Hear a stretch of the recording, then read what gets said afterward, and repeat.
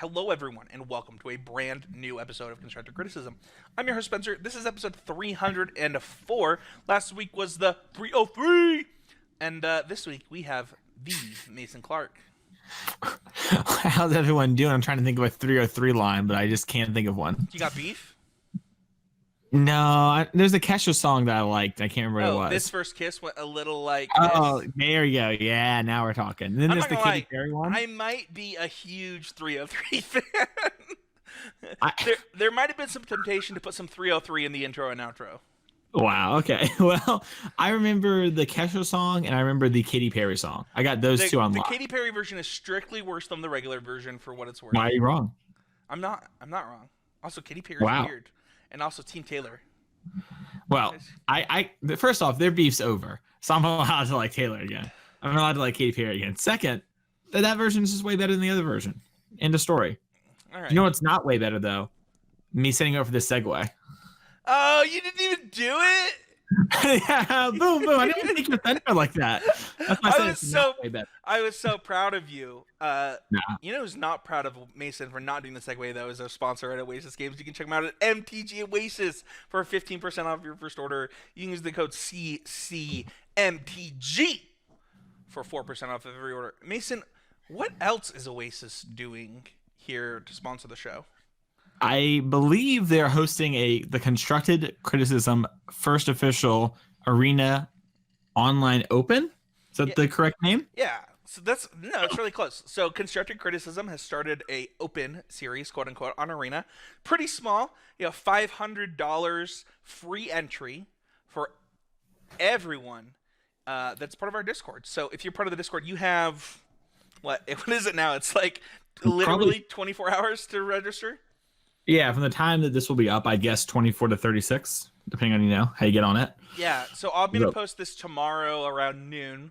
So it will be a little over 24 hours when this goes up. Yeah, they'll have 30. Yeah. So yeah, free entry. All of the prizes are in store credit to Oasis Games.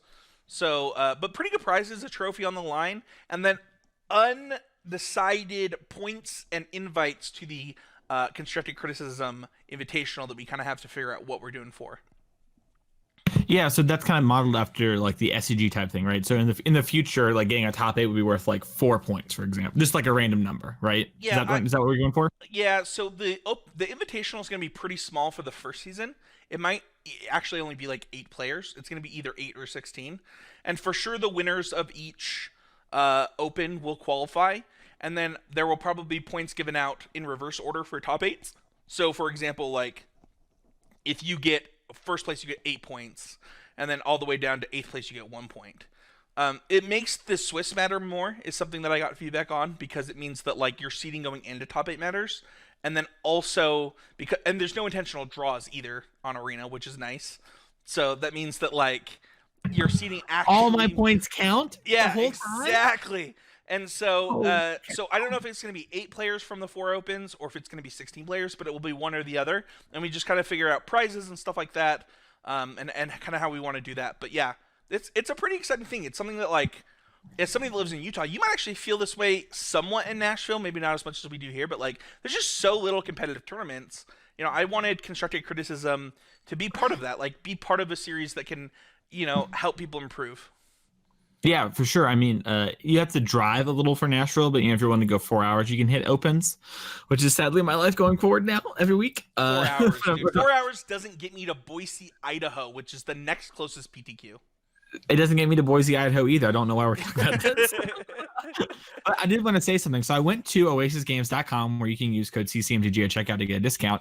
And for first place, you can buy a couple of the blue duels. Like they're the moderately to heavily played, but like Tropical Island with the discount code, you actually just have money left over.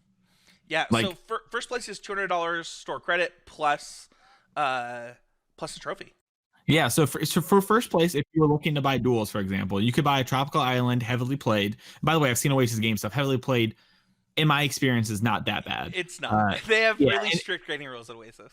Yeah, you would actually just have about $15 left over with all the codes if you never used one before. So like if you're thinking, man, I really need a tropical for my 2 casual formats, Legacy and Commander, this is the tournament for you. So You're going to be competing. yes, I am. Yeah, I actually think I am down to one of my 2 decks. So Awesome. yeah, Well, I'm excited, man. yeah. I'm excited for the event. Like, it's going to be. I like kind of started getting hyped today. Like, I was kind of nervous about it. I was like, oh man, how many people we're gonna be well over 20. And I didn't know. Didn't know if it was enough to bring like 1,000 people in that just wanted to join the Discord to like rage on people, or if like the community would join. And it's like basically just mostly the CCMTG community just coming together for this free tournament. Yeah, and I mean, free is a pretty good deal. Prize payout very similar to an IQ. Yeah, play from your home. It's kind of insane. It's like a free IQ from home, right? Like it's yeah, exactly. It's a free IQ from home. It's kind of silly that there's not more people, but I'm expecting more. Yeah, so. We'll kind of see what happens. I think we're at a little over 24 as of this recording. I posted it again just to like give people a last chance. So we'll see what happens over the next 24 hours. But it's a small one right now. Well, if I know anything about Magic players, they are diligent and they'll make sure to sign up for things ahead of time. So I'm pretty sure we're only get like 1 or 2 more people. So that'll make me really sad. Well, if you're wrong. Joke. We're gonna like double on Friday at like 5:44. Yeah. And they're gonna be like, boom, sign up. Well, you know what? I just want to give a special shout out to our patrons. You can go to patreon.com/ccmtg.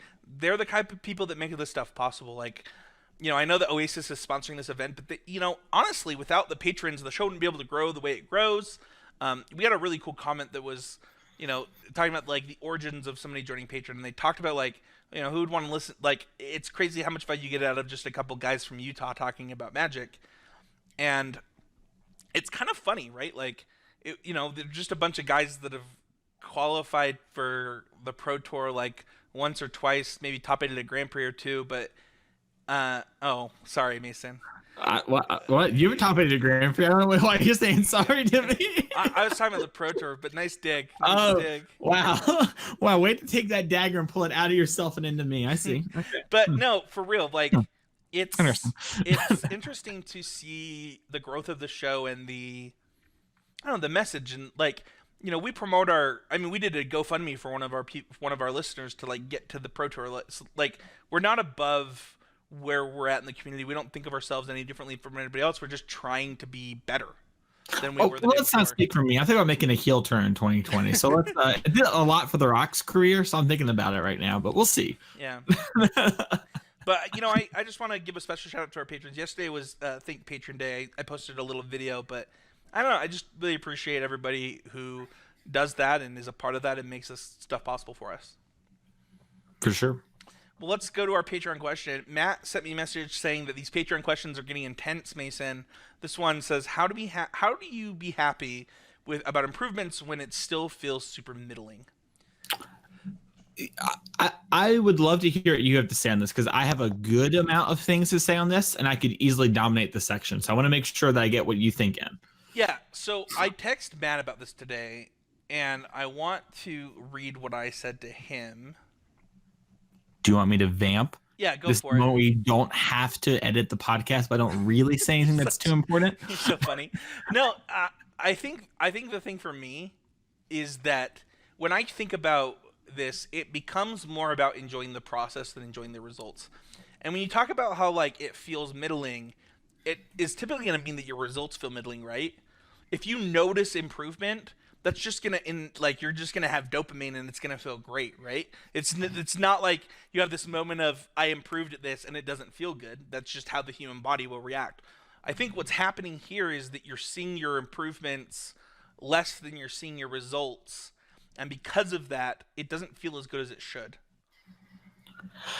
Yeah, I think there's a lot to cover here, and it's funny because I was thinking about my always improving when you said, "Hey, do you want to guest on the show this week?" Kling's feeling under the weather, which, by the way, get better soon. Yeah, we didn't even mention that. We just dove in.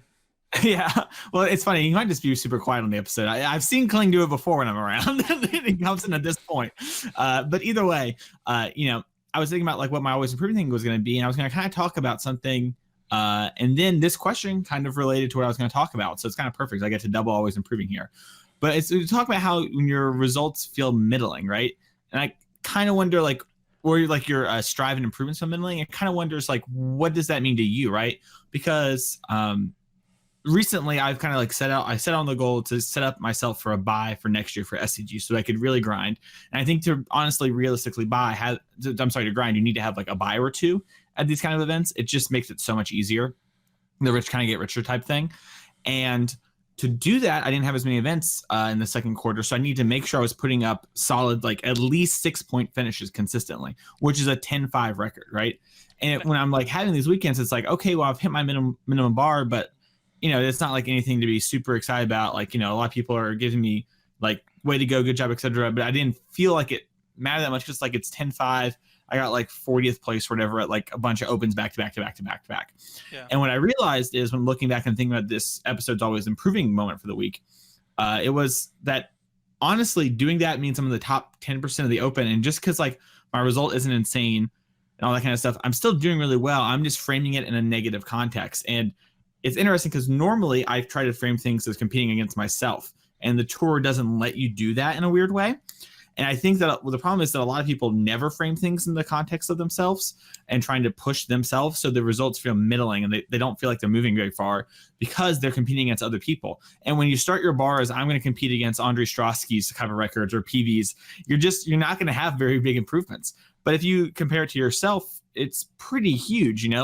My first SCG I ever went to, I want to say like 2-3 drop or something like that, and now I'm like, for the most part, consistently day twoing, not having to participate in classics and stuff like that. And that's not a huge time period between the two. When you think about like the scale of Magic and how long my competitors and people have been playing, it's like a 2-year process, right? It's a huge jump in that time, but it doesn't feel that way because I'm like framing it in the wrong mindset. So I think, how do you improve even when things feel super middling? It's to take a step back and be like, is this actually like a small improvement? Am I being too hard on myself? So I'm about to call this person out for what it's worth. Are you ready? All right. Who are we calling out? Well, I'm not going to call them out by name. Okay. Who are we going to allude to? I do want to say that for this person specifically, yeah, I'm just double checking on that MTG ELO project. But yeah, I mean, they qualified for their first Pro Tour, and they just played in it, and they day two'd it. Mm-hmm. So, like, what do you mean by middling? I mean, at some point you have to recognize that you're playing against the top 500 Magic players in the world at that time. You're talking about the Patreon question. Okay, yeah. I finally got it. Yeah. So I keep going. I was so confused. No. I'm like, I don't understand. This sounds like a good thing, not a call-out thing. It does look like it was actually their second Pro Tour, for what it's worth. Sure, so double the amount that like a small subset of people will ever even play. Yeah, they day two'd. They had their first Pro Tour day 2, not even however many weeks ago. Mm-hmm. And I think at some point you have to say, okay, I didn't day 2 my first Pro Tour.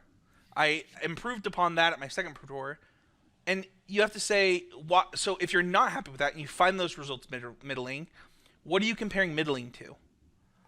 We had a local player who I got him I think I told this story in the podcast 2 weeks ago, but basically they called me and they said how scared they were and how they weren't prepared. And I looked at their MTG ELO project and I said, this is where you're ranked in the world. Do you know that puts you in Magic players? The top 0.1%. Congratulations. You're one of the literal best Magic players in the world, and you're worried about going to this event. And I didn't used to think about it this way. In fact, if we're going to give a shout out, I need to give a shout out to Jerry T talking to Nick Prince on his podcast. Mm-hmm. That like a huge barrier to entry to the Pro Tour is believing that you belong there. I think it's a huge barrier to entry to Magic tournaments in general. And like if day twoing a Pro Tour doesn't make you feel like, okay, like I clearly belong here. That I don't know what's going to do it for you other than what are you comparing yourself to? Like Mason said, you comparing yourself to Andre and PV? Because that's not fair. Yeah, it's not fair for a lot of people, right? It's just unrealistic. Also, the ugly truth of the matter is, with all things, once you start and as you keep getting better and better and better, the steps you make in improvements are very small at a certain point, right? Like if you first ever start playing like Smash Brothers, for example, the first time you edge guard someone is a huge level up in the game. But once everyone you play against can ledge guard, you don't have that huge level up, that huge thing, and then the improvements become smaller and smaller and smaller from there. The same is true in Magic. Like the things that become like the things that we're proud about are like, man, I only made like 5 mistakes that round. You know, it's like well, I can walk away from there and I can realize I only made 5. Holy cow, you know? And before I would walk away from matches and be like, how did I lose that game? And I'd have to spend hours like sometimes thinking about like what I could have done differently. The things are just smaller and smaller. But that doesn't mean that like there's still not improvements. That doesn't mean that you should feel bad about them. You just got to learn to love yourself and take these one step at a time. I hope that answers the question. I know that you're supposed to say, like, how am I supposed to be happy with your improvements? But I think the truth is, Mason and I can't help you be happy with your improvements. You have to focus on the improvements instead of the results for that to be true. And honestly, you should focus on the results right now. I just told you. You just did better at your second Pro Tour than you did your first. And, like, it's only middling compared to what? What percentage of the people made day 2? What percentage of the people finished with a better record than you? And then what percentage of Magic players even made it to the spot where they could make day 2 of a Pro Tour? Yeah. And even if you like take it out of the context of all Magic players and put it competitive, you're still like in the top percentile to like get to a Pro Tour. And then to day 2 a Pro Tour. And if you want to get like hyper specific, that tournament, like, come on. Also in a format that is heavily rewarding skill. Like, do you know what happens when everyone plays mirror matches? A, the better player wins, and B, the person like who gets a little luckier wins. And I doubt you got a little luckier than all these better players if you weren't good. Because part of the thing is, it doesn't matter how lucky you are if your opponents are drastically better than you a lot of the time, especially in a format like Standard. So, love yourself. Yeah. Well, let's move on to hashtag was improvement. I'm actually going to let you go first. I want to build on what you were talking about, Mason. I think you said you. Yeah. So my always improving moment is being happy kind of about reaching my goal of the buy. Like I talked about before, like it's pretty easy to be like, wow, I was kind of frustrated with myself at the end of Atlanta. It's like I had a match that would put me in a win in for top 8. And I threw that match hard. I mean, like really hard, like the worst I've ever played on the last turn of the game. And then from there, lost the next round, I was able to win the last one. But, you know, it's like, God, I got like my 6th, 10th, 5 in a row. Right. This is like for like solo events. It's like so annoying to have this same record. But when I think about it, that's like it's not the best record in the world, but 6% win rate is fine. Consistently doing it over a lot of tournaments is something I should be happy about, though. That's like not easy. There's people on the tour like Dominic Harvey, Dilks, Drake Sasser, Harlan Fear, Dylan Donegan. There are people who are like in the tournaments with me, Edgar, who are just my competitors who aren't consistently making even day 2 of the events, you know? And so I should be happy about that. And I should be not too hard on myself when it comes to pushing myself. And I should be happy that I reached my goal. Even if my goal, like I only got 47th on the leaderboard for the year, but I didn't get to compete nearly as long as like my I should say my competition now, or my, you know, I don't know what the right word is for it, but I guess, Your peers. Yeah, my peers is, I guess, sure. So it's like I didn't get as like high as I would like to, or that maybe I think I could reach, but I didn't get to play as much. So that's like not fair of me to judge myself. And still, like, it's a little elitist and rude of me to say that's not a good finish when it's like, when you think about it, you ended 47th. There are players who played all year who didn't get there.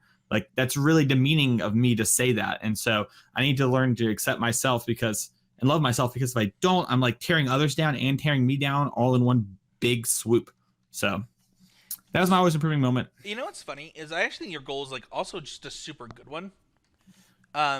You know, for me, I think that I never day 2 to Grand Prix until I think I had 2 buys. Mm-hmm. And then I day 2'd like 5 Grand Prix in a row once I had 2. And, the eyes are busted. Yeah. And like, it's funny because it's like, you know, I don't know. I was, it's not like I wasn't still proud of, you know, 5 day 2s in a row. Like, it was something that I couldn't do, and then I just couldn't not do for a hot minute, right?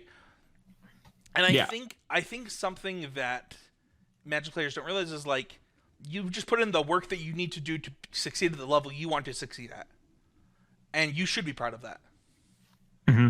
For sure, I agree. Yeah, and you know, buys. We talk about buys being powerful. They're super powerful in the SGG circuit too, because only 64 of us have them. You know, there's 32 of us that have 1 and 32 more that have 2, and then Zan will have 3 since he's player of the year. But you know, like, there just aren't many buys. That's just the truth of it, right? So it's like buys are really busted, and you know, that's a whole nother conversation. That's something on Twitter going on right now. But Yeah, Visor busted, and I should be happy about that and not tearing myself down, because honestly, I don't think it's fair to tear myself down. And when I do that, I'm tearing down my friends and stuff too, in like an indirect way, right? Like if I say what I did isn't good in an accomplishment, that means what they did.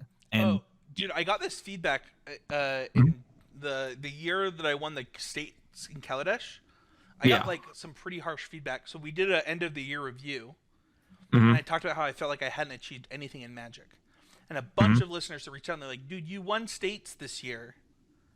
That's something I've tried to do X number of times. And they were like, that was not very reflective. Yeah. And I think that it's so easy for us, the Magic players, to just be like, I don't know, nothing great happened. Or I'm not as good. And, we kind of bring ourselves down. And I think that we do that to protect ourselves. Because if you build yourself up and then you fail, it's just really hard to come back from in Magic.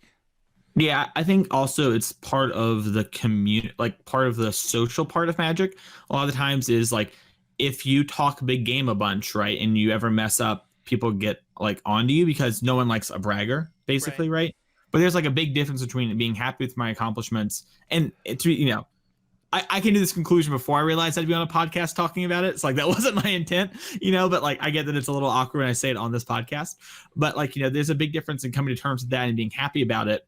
And then there is for me to be like, look at me, blah, blah, blah, blah, so I think intent matters a lot there. And I think that's part of the culture. And it also breeds the culture of losing, and also that harsh mindset that, there's a lot being talked about right now when it comes to the leaderboard and SCG in 2020.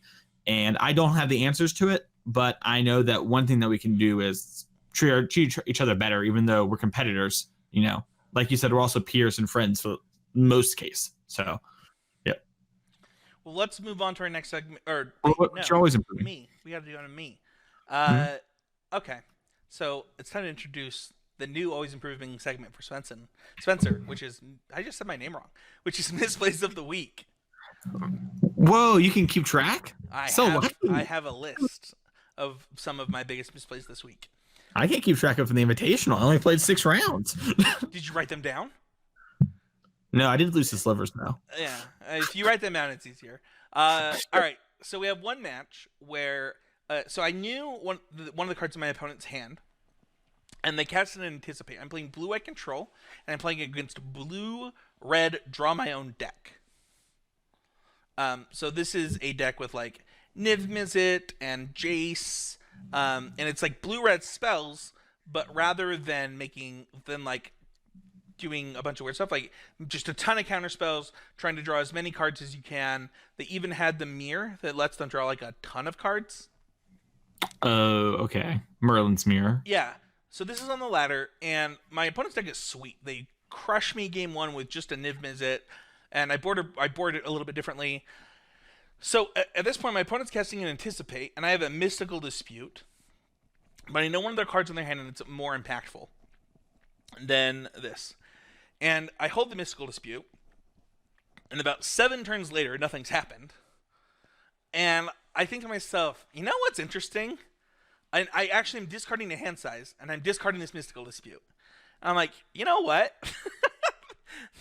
If I just counted the stupid Anticipate, I wouldn't be discarding the hand size. They'd be down a card, and this exchange would have been so impactful. And I don't know that a lot of people would notice that about their gameplay, and I don't know that there are a lot of times in my Magic career that I would notice this.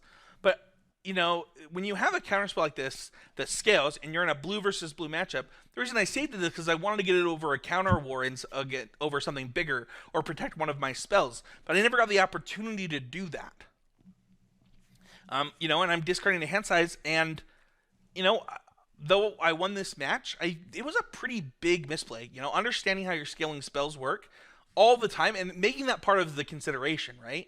Like, it's pretty easy to be like, okay, well, I'm going to play this, then they're going to play a counterspell, then I'm going to counter it with this 1 mana counterspell. It's like, what if they have 9 mana open? What if they have 6 mana open, then this card just doesn't do anything? And it's easy to get caught in all those times where your mana leaks were that, but at some point you have to realize that they're not always going to be that.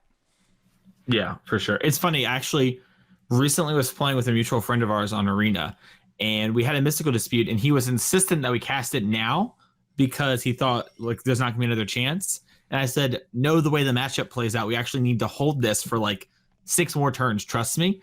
And then like it just came out like the other way. So it's cool. Like that card's really challenging. Like Mana Leak effects in general, I think are hard. No, because Mana Leak's like, it's not like it's Spell Pierce, right? Like if it was a Spell Pierce, I probably would have just stamped it off. But I just didn't realize that the matchup would be like about these me casting an Agent of Treachery and him having 11 mana, right? Like it just wasn't, or them having 11 mana. But the other big misplay is kind of just read the cards. There's probably a reason that your opponent's doing stuff, and Serpent has protection from multicolor, fam.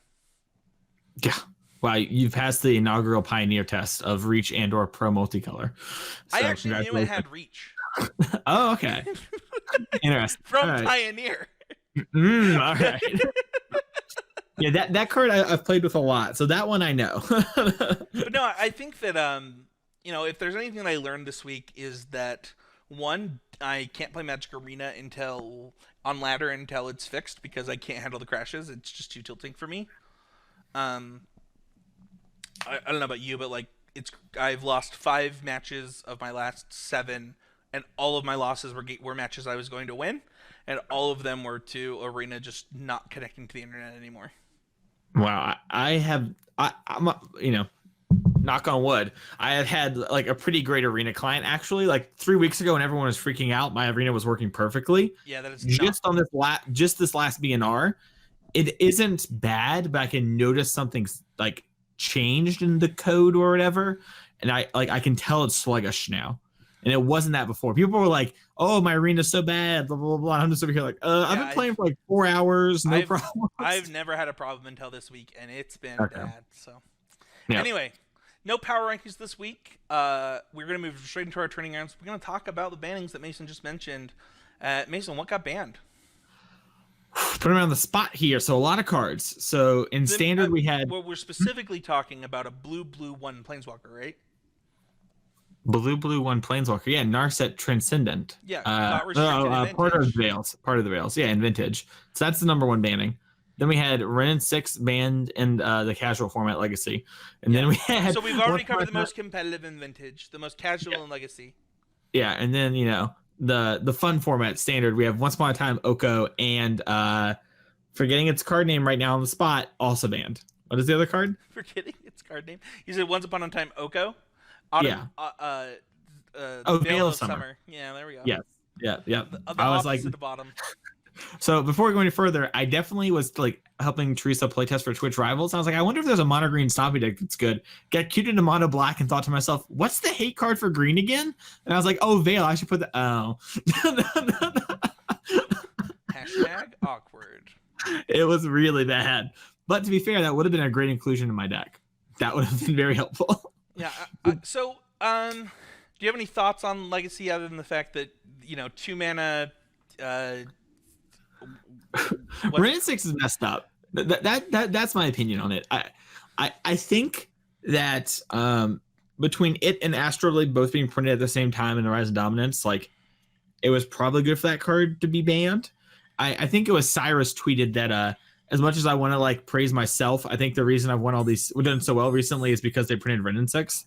So people are just playing decks that Storm gets to crush.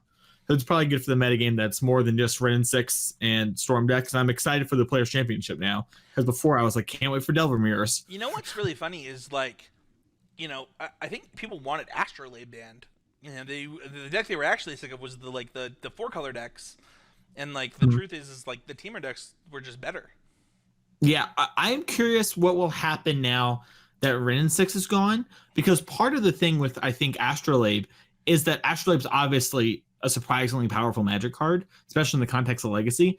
But its real strength, one of its real strengths, is that it lets you play around Wasteland in a weird way. It actually kind of makes you build your deck in a better way, where you play more basic, so you're not susceptible to Wasteland. And then Wrenn and 6 promotes you to play Wasteland, so you're like, oh, my deck's better built now. I don't randomly die to Wasteland games, but I also now like kind of zagging when people are zigging in a weird way. Yeah.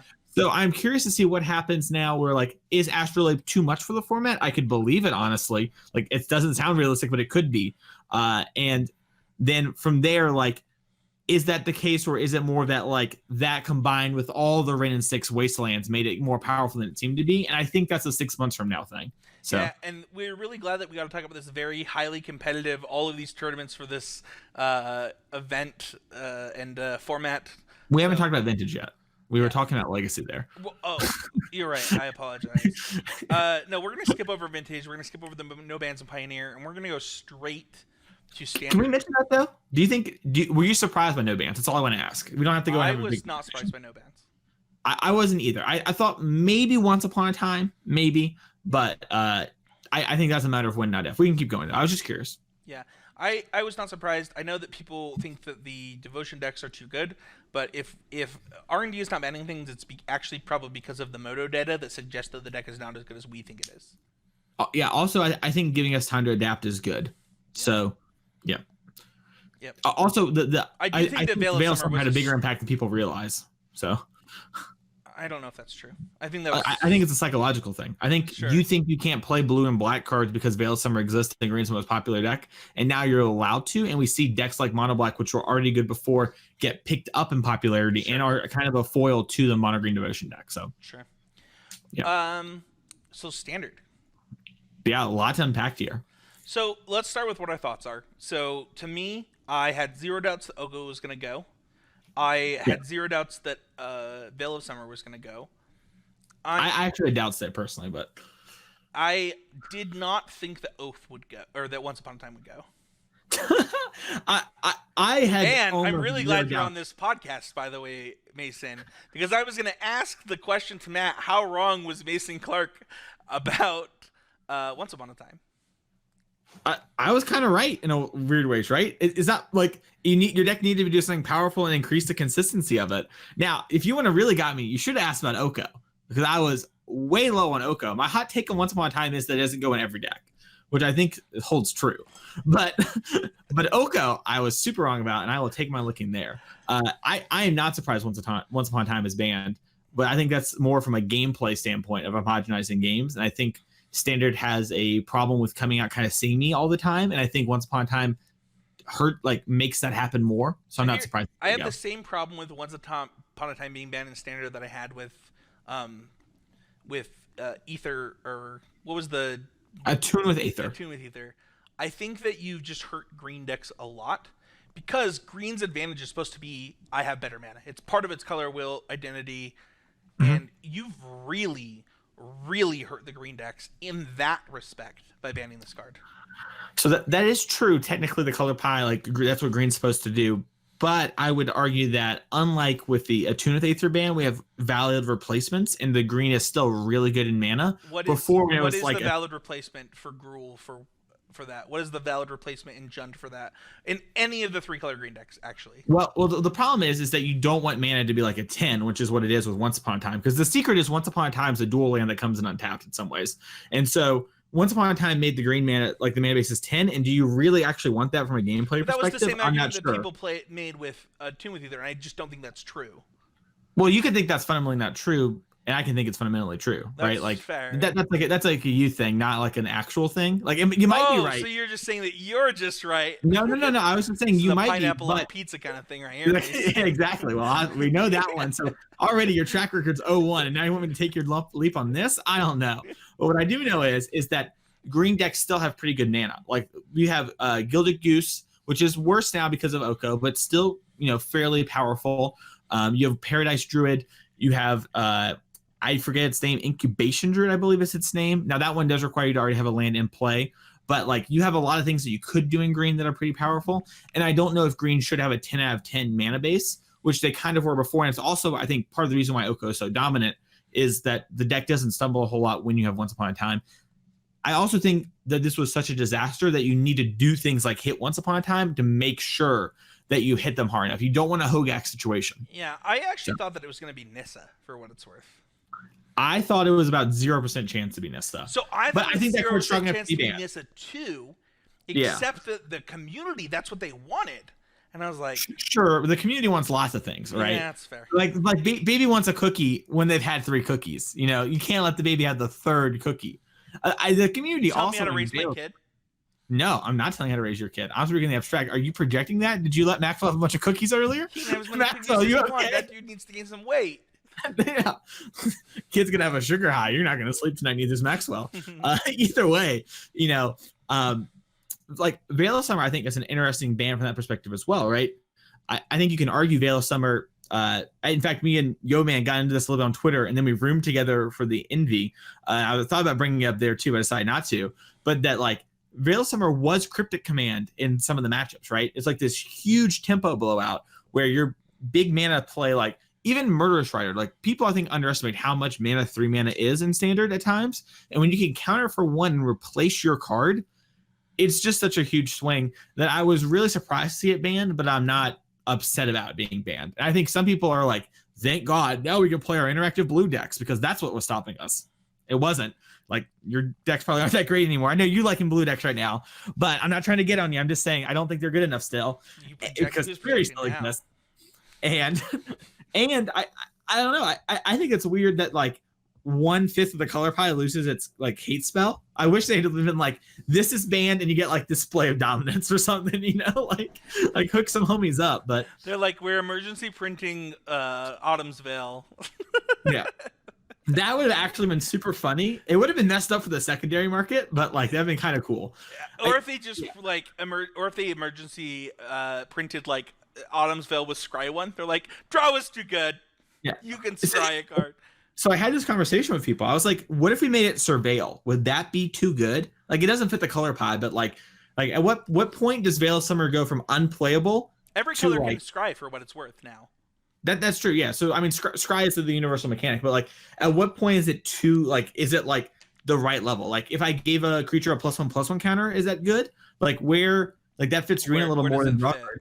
Yeah, exactly. Because like we have one card that's unplayable, one card that's unbeatable. So there's got to be a middle ground. I hope. The best thing that I saw on Twitter was this really does test the adage of just add draw a card to any Magic card at its current cost and it becomes broken.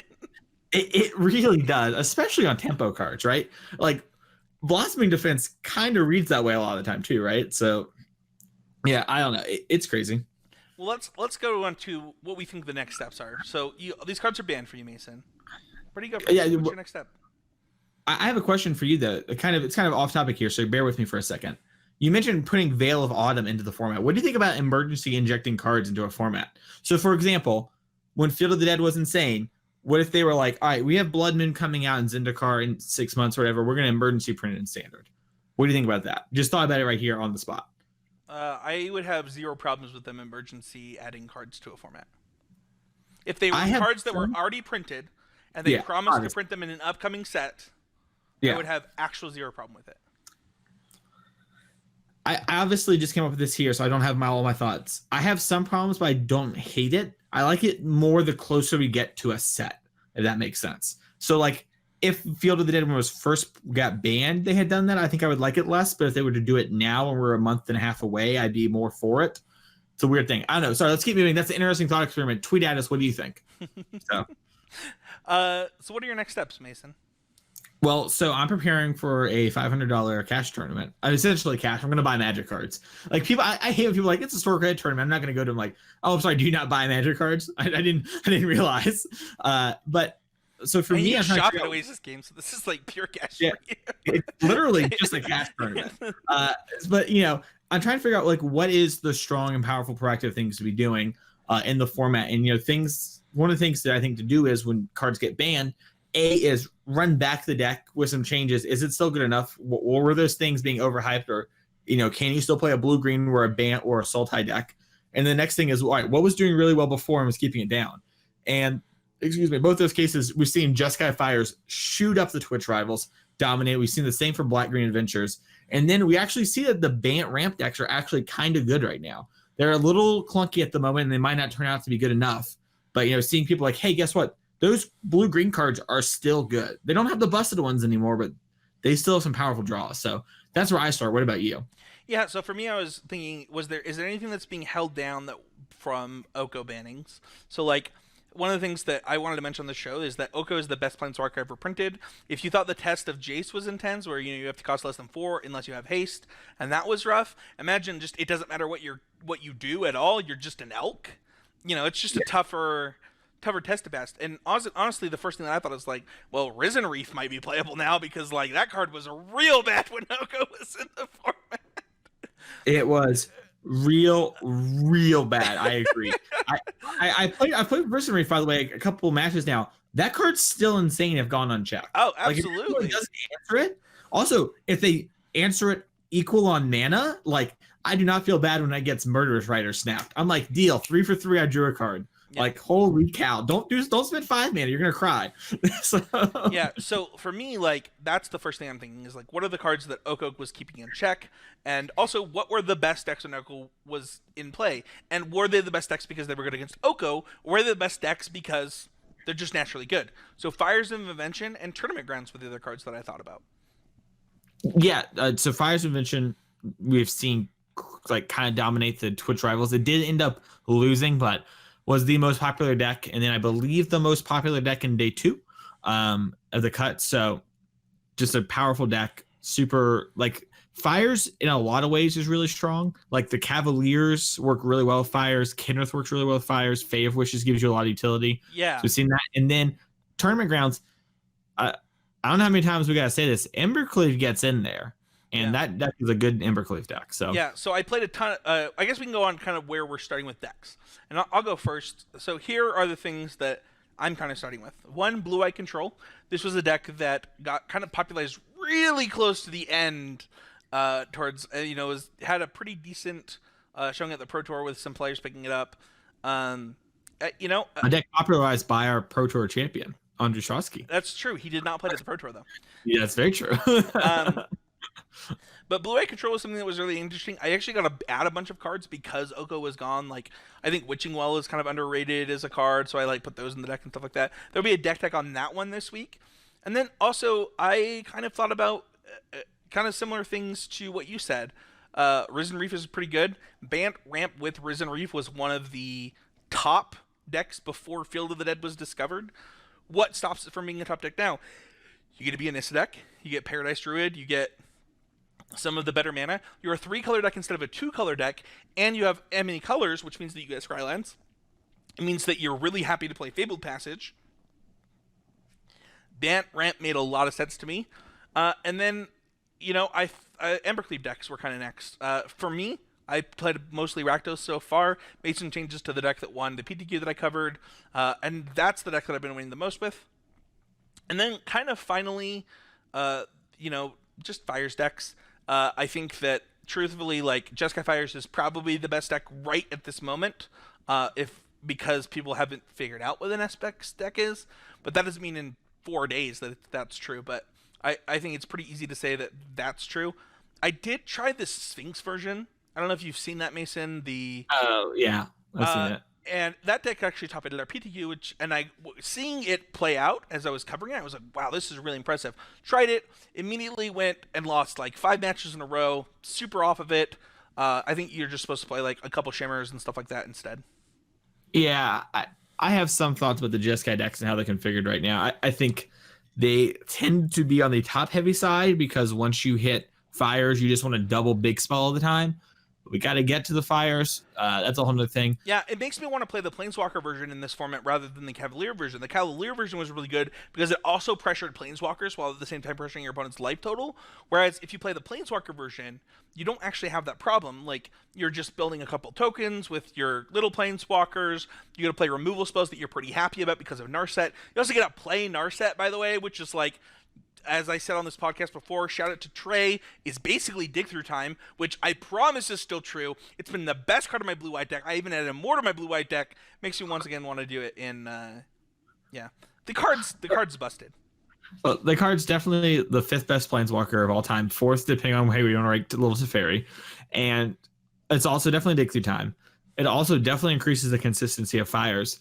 I am very interested in combining the 2 decks. Yeah, that's my thought. Like, you play a couple of Cavaliers, but... Yeah, I think you can play, like, Narset and Sarkhan and Cavaliers and maybe, like, a Kinrith. And then, I think it might be quite strong. So I want to try that. I guess where are you starting? So the first things I kind of did was I tried to help Teresa test for Twitch Rivals, and I played some aggressive decks because T wanted to be proactive. So I tried things like Mono Green, I tried Arclight Phoenix, I tried Green Black Adventure. That's also where we landed on was Green Black Adventures with the Great Henge in the deck. That card was also held back by Oko, by the way. It's something I definitely thought about as well, and it was great in Bant Ramp. Yeah, the Great Henge is a really powerful late game. It generates every resource in the game, life, counters, and cards. So it's like, I should say battlefield presence, really, when it comes to counters. So the card's really messed up. Getting on the battlefield is kind of trivial with cards like Lovestruck Beast. Like, it's just a turn 4 play, and then gives you 2 mana back immediately. So card's really strong. The sacrifice decks, I think, are very powerful. Like Jund Sacrifice, I think, is probably one of the best decks in the format. It's probably just the most finicky one that we need to figure out a bit more. It only lost 1 card, and I don't know that it was that important. It can go a little bit bigger to make up for it. Well, I think the bigger problem is the metagame's changed. That's more what I'm afraid of. But I don't know that the metagame changing actually impacts it that much, right? Because the decks that it's good, like if you expect more Embercleave decks, like maybe that's worse for you. But if you expect more Questing Beaks decks, that's actually good for you. Because you just have Cat, right? So it just doesn't matter. Why does it not matter? I take 4. I can't block it. Oh, sure. Questing Beast is a bad example. But Lovestruck Beast. Questing Beast is like... We use Lovestruck Beast. Sure. Yeah, if you're like afraid of more Lovestruck Beast, sure, that's a problem. But my point is that I think you're just overall favored against other green decks. Sure, but like... That is probably true once you set up your engine, but like you set up your engine, then you have problems with the Cavalier decks. They go over the top of you fairly quickly. Like the Blue Cavalier having flying is like an actual problem a lot of the times. That's fair. That's actually one of the reasons that I want to try the Sphinx too with the Brazen Borrowers is because I would thought like I just have enough flying that they're always going to die when I draw the combo. Yeah. So the sacrifice deck is one a little finicky, and then blue, green, and Bant. I'm actually trying to just be blue green at the moment, because ramp, yeah, and play things like Cavalier, another elemental, just another way to go there, and also having reach is nice against the blue Cavalier. You gotta get my homies in the fight. 5/6. Yeah, it is, and I also love the Cavaliers, so like I always kind of want to experiment with them, but they are pretty strong. Nissa's still really strong. Mass Manipulation is still a messed up Magic card. You know what you could do is you could go Temur, Fires. And then you could have the green Cavalier and the red Cavalier. And you could be a ramp deck. And you don't really need a more than double spell with that deck anyway. And then you get all of the elementals. And I'm thinking of this on the spot, and I don't know if it's good or not. It doesn't sound great. I'll say that. But you put cards in your graveyard with the green Cavalier, which means it makes your red Cavalier better and they can't kill it. Maybe, but I don't know if that's better than being blue-red and getting the Fey Wishes sideboard and everything. But I already am blue. I'm saying Temur. I know, but if I'm just adding the green Cavalier, it's gonna be very hard to cast that. I don't know. That's fair. That's triple green. Well, we have fires in the mansion. What are you talking about? Yeah, but like this is the thing about fire stacks. The best ones are insane when they have fires and reasonable when they don't. Sure. And if they don't have fires is a percentage of the time. Especially as it goes up, I expect a lot of Bronze Dons and sideboards. I actually think, for what it's worth, that's actually a reason to be the Planeswalker version over the Cavaliers version. I think the Planeswalker version is way better when they don't have fires. Yeah, I mean, Planeswalkers take over games for sure, and Sarkhan is really good at doing that. So, definitely something to test. And then Green Black Adventures was the last. Like, I don't remember if I said that or not, but that's what I'm considering with Garruk, without Garruk, Henge, lower to the ground, higher to the ground, higher up in the area, in between. So what excites you? Like, you got an event in how many hours, Mason? Rankle excites me. Embercleave excites me still to this day. The Great Henge excites me. Cauldron combo is kind of what I call the cat package, was like Devil, Cat, and Cauldron. I like calling Cauldron combo. I think that both the black-red version and the Jund version have some merit. I've actually beaten the Jund version on Arena this week and have usually lost to the black-red version. Yeah, and I think that's all that really excites me. Like, they're like the Fires decks are clearly powerful, but they don't excite me. I will play them if I think it is the best deck by a country mile, but I'm willing to lose percentage points to have more fun on Saturday. So Narset, Risen Reef, Embercleave, and Fires are the cards that excite me. However, I have cast an abnormal amount of Absorbs this week. Oh, Mass Manipulation excites me too. I forgot to say that card. And I think that's true in most of the decks that I would either have Great Henge or Nissa or even Risen Reef in. Yeah, for sure. Yeah, Risen Reef and Mass Manipulation are homies. So that's going to do it kind of this week. That's what got banned. That's what our thoughts are. It's kind of what our next steps are, how we are approaching it, and that's what excites us and where we're starting. I can't believe Urza isn't banned. We can keep going now that I've said it. I had to get it in there. I also can't believe you saw that not in Slack, in Discord, right? That I said finally got on board. Yeah. The cards. Here's my moment. This is the problem with Urza, is that you can actually play fair decks in Modern, and that's against the law. You're not allowed to play fair decks in Modern, and yet the Goose Urza deck exists, and that's against the law. So get out of here, ban Urza. That's my meme answer. If you want a real one, message me on Twitter. I don't have time to go into it. I hate Urza. It's too strong. All right. You can play a fair deck in Modern, and it's right. The best deck in Modern is a fair interactive control deck. I'm going to give you a shout out because you gave up our initial reactions by talking about the Twitch rivals way before we got there. What happened? It's in the show notes. We were supposed to talk about Twitch rivals now, but you already talked about it. Oh, that's my bad. I'm sorry. So what won, Mason? Mike Sigrist on Green Black Adventures. And RIP, our former co-host Seth Manfield was actually playing him in the top 16 after winning his first round in the top 32. I think that we were one draw off from Seth just winning the game. And there were a couple of small decisions that I think Seth thinks that he could have made to be different. I'm not sure that it would have mattered, but it was certainly one of the games. It might have been game one was just amazing. It was either game one or game two, whichever one Seth won. I thought he was dead in the water, and Seth Manfield his way out of there, and it was really impressive. So, and awesome. He was on Temur Reclamation, by the way. And what I meant to say on this podcast is I was excited about all 4-mana enchantments because Temur Reclamation is still a deck I'm excited about. I think that card is very powerful. It is not something I would like to register on a arena tournament. I would gladly play that in real life. Yeah, you might time out. Yeah, also, lots of people love Little Teferi, and that ain't it against Little Teferi, so. Sure. Well, that's going to do it. Let's wrap up. You can find us on Patreon at patreon.com/ccmtg. Become a patron of the show. It means the world. It really does. It makes this kind of stuff possible. You want these opens to be bigger. You want more prizes and things like that.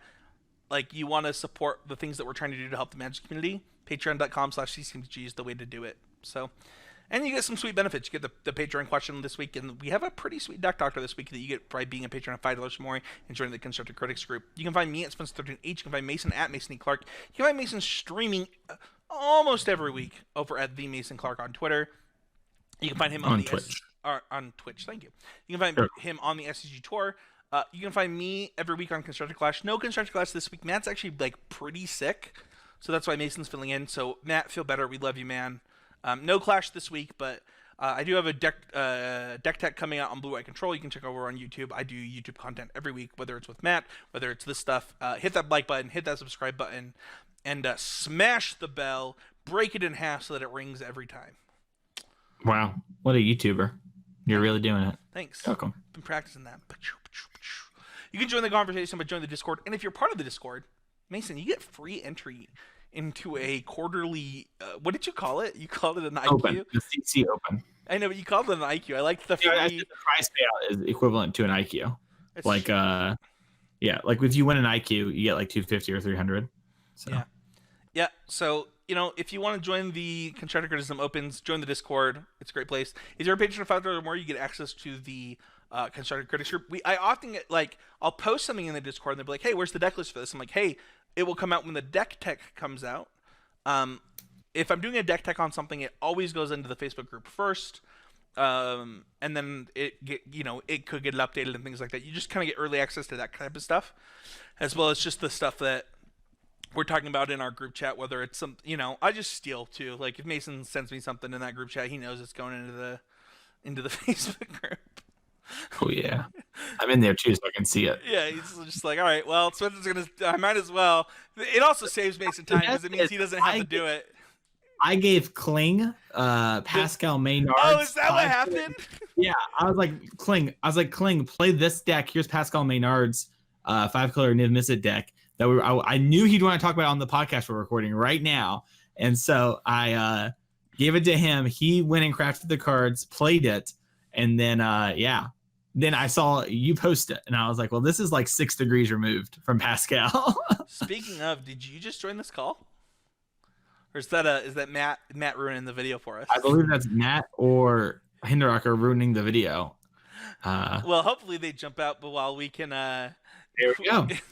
quickly finish this, let's go into our final segment, which is our deck doctor. We have a deck from one of our patrons. It's 4 Pelt Collector, 4 Wildwood Ranger, 4 Crawl Harpooner, 4 Zertog Goblin, 4 Girl Spellbreaker, 3 Bonecrusher Giant, 3 Left-Struck Beast, 4 Questing Beast, 2 Embercleave, 2 Darby's Ambush, 2 Collision Colossus, 10 Forest, 10 Mountain, 4 Stomping Grounds. The sideboard is 2 Thrashing Brontodon, 2 Shifting Ceratops, 3 Spyglass, 3 Cindervines, 3 Shock, and 2 Redcap Melee. So the first question, Mason, which is pretty easy for us, is what do we love? And we both love Gruul. Yeah, Gruul's great. I like that we have Embercleave, and I like that we're playing 4 Questing Beast, even though Field of the Dead's banned, because that card's still messed up. Yeah. Especially when it's like Matt here wants to try to curve out on people harder. As you can see from them playing 11 1-drops and 3 Questing Beasts. I'm sorry, 3 Love-Struck Beast, 4 Pelt, and 4 Woodland Tracker, which is Wildwood Tracker, sorry, which for those at home that don't know, when it attacks, if attacking with not a human, as one of the creatures, it gets +1/+1. So it's a 2/2 attacking. Yeah, so I have a screenshot that I'll be posting soon that has turn 1 Wildwood Ranger, or it's not Ranger actually. I'm reading this off of his deck list. It's actually Tracker. But yeah, so I turn 1 that, turn 2 that. Turn 3 attack for 6, play whatever I played. But it's pretty sweet. Also, I have some immediate thoughts. So I've already played this deck.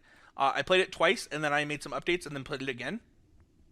So first of all, there are a lot of things I love about this deck. First of all, I had not thought about Wildwood Tracker in my Pelt Collector deck, but I think maxing on a high number of green 1-drops for an aggressive version of Gruul makes a ton of sense. But I think you actually need to lean into that harder, and so that will bring me into what I would change. So sorry, keep talking. No, go ahead. I was gonna say the thing that sticks out to me the most. I think the first thing is no Skargan Hellkite, but the second is only 3 Love-Struck Beast when it's a 1-drop and a 3-drop. I think is kind of unacceptable. Yeah, so that's actually one of the first things that I noticed is like I actually want all 12. So the first thing that I want is another Love-Struck Beast, and the other thing that I want to do is I don't want 10 mountains. So one of the things that is really lucky in these style of decks, and something that Mason and I discovered when we were working on the Warrior version of this deck, is that Pelt Collector is actually okay with you having a tap land. And when you have even more 1-drops, it's even better. Because what can happen is, instead of going... So you can go turn 1 Ranger, turn 2 Pelt Collector with a tap land, and attack for 2 with that Ranger, right? And so because of that, I would actually cut 4 mountains for 2 Fable Passage and 2 Gain Life tap lands. Yeah, that's probably fine. And that was the first thing that I noticed, in addition to wanting the extra Love-Struck Beast. And the reason to do that is so that you have the max number of green things that you can do with your mana if you have a tap land. I would just cut a land or 2 from the deck in general. Like, I would definitely play some out of Tapped or Fabled Passage. Yeah. But 24 lands, I think, is really good if you're curving to Skargan Hellkite and you want to go like 1 to 5, or sometimes more the rest of the time 2 to 5. Yeah. But you're not really rewarded for making your 5th land drop on turn 5, and this kind of deck is going to do that a lot of 24. So I'd like another thing like an Ambush, the Love-Struck Beast, honestly even another Embercleave, just something that adds to the deck. You could play Bonecrusher Giant if you want to keep your curve. Bonecrusher Giant was the one that I would consider if I was going to cut a land. Bonecrusher Giant was the other thing that I was going to add. Yeah. The other thing that I wanted to quickly identify, kind of on like the changes other than wanting that change, is kind of just understanding, you know, why are certain cards on my deck, right? So like Crawl Harpoon is a really good example of, I have 4 of these and most of it's to like make my Pelt Collector bigger. Are there other cards that I could play in this spot that do that? That's actually what I cut for the Love-Struck Beast. I was like, okay, this is the Love Circuit boost will still grow it pretty often on the turns that I need to grow it, but also will act as a 1-drop as well to make sure that I'm applying pressure to my opponent. Yeah, I wonder if this deck was submitted. Well, I guess you can answer that question. Was this submitted before the Oko ban? This was submitted today. Okay, I was gonna say I like it a lot. Everyone's playing Gilded Goose because it's a way to actually break up the Oko draw. Yeah, I actually still think that you will see Gilded Goose, so I actually still like Crawl Harpooner. Yeah, I think you'll not see that 60% of your games though. So I do like cutting a Crawl Harpooner. Yep. The only thing I have to say about this deck, by the way, to end up is I do not believe in Red Cap Melee as a Magic card currently. So I don't know what I would play for that. My guess would be Bronzodon and Ceratops in some more numbers, but I don't know. I'm starting to believe in Lava Coil again after playing kind of the ladder and playing some other events. I could believe that 100%. Shock is a nice card in your sideboard for matchups you want to interact because it fits your main game plan and it's so mana efficient, but it is a little low impact for what I like in my sideboard. So I could see Red Cap Melees and Shocks becoming some mixture of Lava Coils, maybe even some number of Shocks still, just to have the cheap interaction, more Bronzodons, and more Lava Coils. So I do like the Cinder Vines. It's a nice response to the Cindervine seemed like gas. That was something that, the second I saw that in the sideboard, I was like, this is perfect right now. Unfortunately, Gruul has probably the worst mana. One thing that you could consider if you just wanted to go away from your Igo plan is kind of going all in on a more mid-range deck with like Paradise Druids and Planeswalkers and things like that. But thank you so much for this, Matt. It gave us an opportunity to talk about an archetype that both Mason and I love. And you, too, can get your deck doctor submitted by becoming a patron of $5 or more at patreon.com/ccmtg. Thank you so much to Oasis. Don't forget CCMTG Open. Mason, what were you going to say? I was going to say this deck is a 4-mana Domri deck in the sideboard. That was the card. That's what I would play for one of these Spyglasses, probably. Sorry. You also play Domri in the main, for what it's worth. Thank you so much for listening, and we'll see everybody next week with another episode of Constructed Criticism.